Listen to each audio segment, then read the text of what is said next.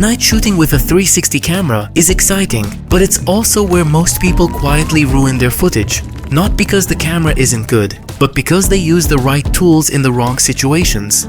In this video, I'll show you 4 powerful night shooting techniques on the Insta360 X5, and more importantly, when each one works and when it will completely destroy your shot.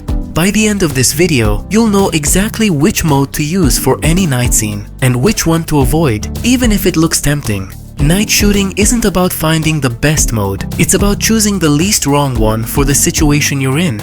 Let's start with the mode most people turn on immediately at night, PureVideo. And honestly, for many scenes, it looks incredible. PureVideo is designed specifically for low-light video. It uses AI noise reduction, optimized exposure, and advanced dynamic range processing to pull detail out of darkness. In scenes like this, the difference is obvious. In normal video mode, the image falls apart. You're fighting exposure while highlights are getting blown out and shadows disappear. With PureVideo, the scene suddenly looks clean, balanced, and usable. This probably looks like the perfect solution. If PureVideo is about letting the camera decide, manual exposure is the complete opposite. Here, you're in control of shutter speed and ISO. At night, that control matters, but it also comes with risk. In practice, with handheld movement and a 360 camera, it often creates too much motion blur. For most night scenes, I'd prefer a shutter speed around 150 or 160, fast enough to keep motion readable, slow enough to gather light. At this point, if the image is still too dark, I slowly raise ISO until the exposure feels balanced. Using the histogram, especially when controlling the camera from your phone, is crucial here, because your eyes may lie to you at night. Manual mode gives you creative freedom, but you're now responsible for every compromise. And that's exactly why many people switch back to PureVideo too early, which brings us to the next technique.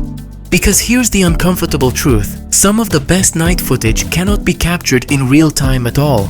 This is where most creators stop experimenting and where the most interesting results actually begin.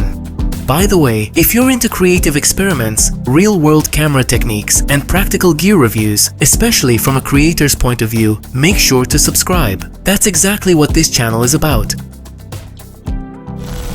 Back to the tutorial. If you want maximum image quality at night, time-lapses change the rules completely.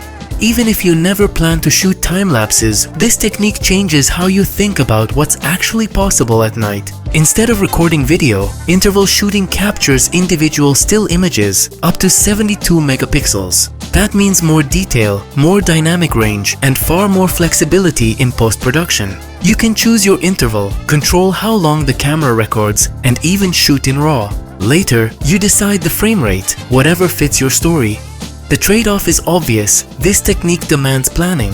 You can't react, you have to commit. But when the scene allows it, this is where the X5 truly shines. And if you think this is already extreme, the final technique goes even further. This is the most demanding night technique, and the one most people never try. But understanding how it works will completely change how you approach night shooting. Starlapse is about patience. You're working with very long exposures, often in complete darkness, setting long recording durations, sometimes up to 10 hours, and let the camera work. The result isn't just a night shot, it's something your eyes can't see in real time. And here's the key difference. This kind of footage cannot be fixed in post. If you don't capture it correctly, the shot simply doesn't exist. That's why, despite the effort, it's one of the most rewarding techniques to master. If you're interested in this technique in more detail, check out my in-depth Starlapse tutorial in the top right corner, where I guide you through the entire process, including timing, selecting accessories, setting up the camera, and editing your footage. So here's the simple rule that ties everything together. PureVideo is for fast, clean results when you don't want to think. Manual video is for creative control when light is predictable. Night time-lapse is for maximum quality when you can plan ahead. Starlapse is for shots that simply can't exist any other way. The mistake is treating these as alternatives. They're not.